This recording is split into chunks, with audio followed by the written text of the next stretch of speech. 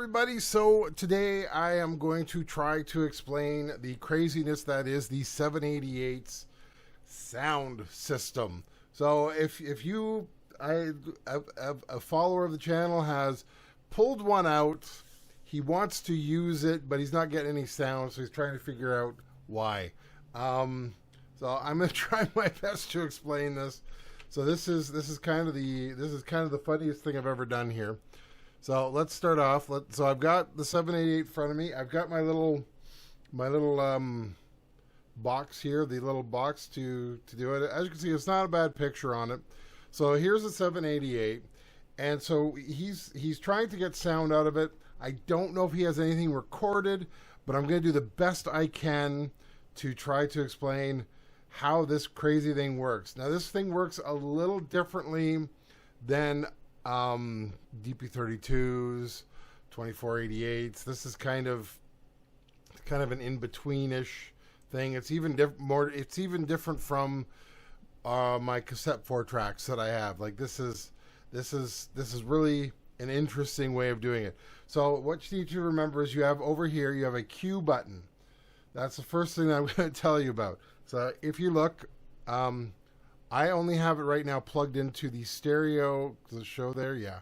The monitor outputs. So that's 2 RCAs because that's what this guy uses. Everything else is 1/4 inch. Most of them are TRS. So either way, yeah, they're balanced. They're balanced cables on this, which is nice. So, yeah. So the Q button is very important to do. So if you want to test, if you just have sound, hit the Q button. Make sure it lights up. Now I'm going to play my song here. So you'll hear all of a sudden, and as you can see, things are down. It should just start playing. Give it a second. No, it's starting. I'm not getting any sound out of it. Oh, I wonder why that is. All right, so that's...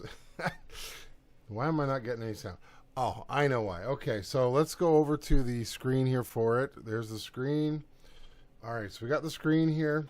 So I'm going to go to Quick Setup. So I'm pushing the Quick Setup button here. And I am just going to set it up for recording. So let's just say yes to recording. So as you can see, it has set it up where A, B, C, and D are on tracks 1, 2, 3, 4. And everybody else is coming through auxiliary. So now let's try this again.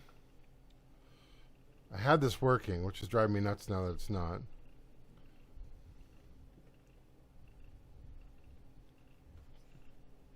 Right, now it works. So you can hear the song. MIDI, not MIDI. It's MIDI. Just gonna turn it down a bit.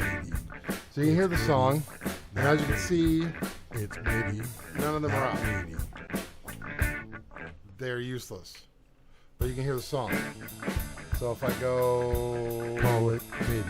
home, Not. there's a song playing. So that's working. So far, so good.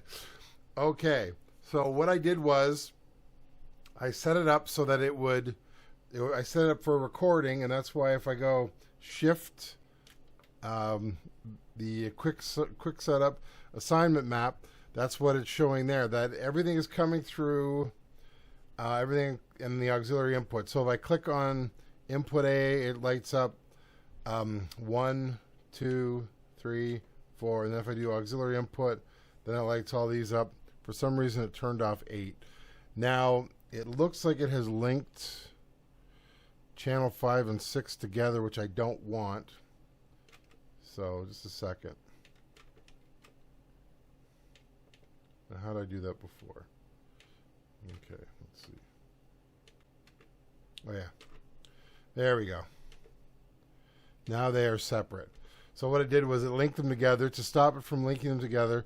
Remember, I'm learning all this stuff too.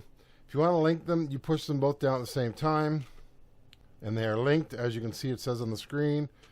And then if I push one off, then they are not. And they are all coming through the auxiliary. So they're all coming separately through the auxiliary, which is what I want. 7 and 8 is by itself. That's my drums. So now that's with Q. So I turn Q off. Turning Q off. And then we go back home for a sec. Where's home? And I hit play. You'll see it's bubbling things up, and I don't think anything is going to come out if I lift it. Let's see. I'm going to lift up track channels 8. I'm waiting to see if something there we go. So now it's going. So you can see it's 7 and 8 is going, 6 is going. They're all going, but nothing is coming out. So why is that? Well, that is because I have to change the setup.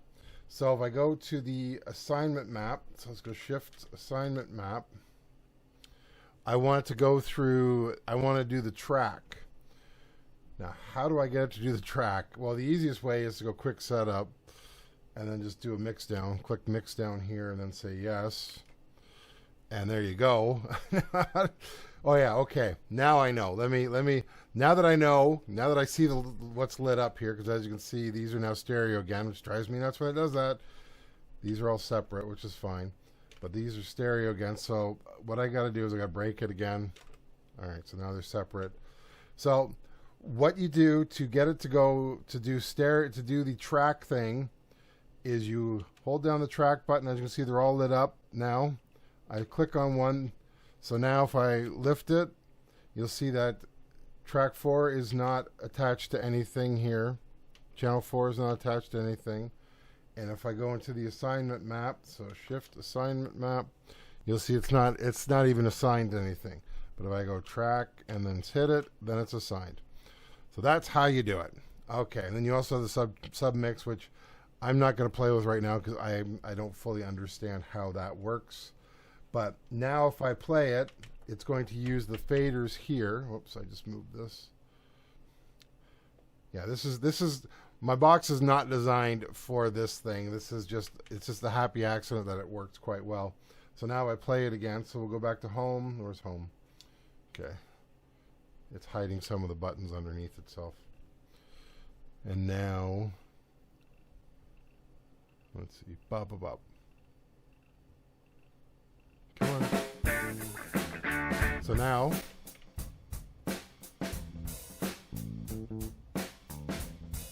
I am now controlling. It's MIDI, not MIDI.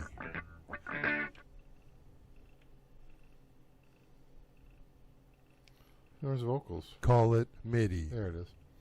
Okay. So that's how it works. So there you go. So what you need to remember, let's just go back to the big screen here. So you got to either assign the tracks, you have to assign the tracks to the track button here. And to do that, just click on the track and then select the buttons so that they light up like that. I'm trying to get out of the way so you can see it all. And if I hit select here, you'll see it says, if I hit select on the channel, it shows where it is assigned to. And if you link two together, then it will show them as, it's like these two here. Truthfully, the way I recorded, these two should be linked, but because I'm bad at doing things, these two should be linked. But because this is bass, and then these two are the guitars. Right now, they're all both coming out of the one side. Not a big deal. I'm not going to worry about it right now. So, and then if you're trying to listen to what's coming through the inputs, then you go over to the Q button over here and you turn that on. And then that'll work. Now, I don't know if... Now, let's see what happens now, because I have a Q button on. I've got stereo tracks. So, let's go back to home. There's home. I can't see home very well because it's underneath the box here. So, let's hit play. I'm just going to turn up the drums for a sec.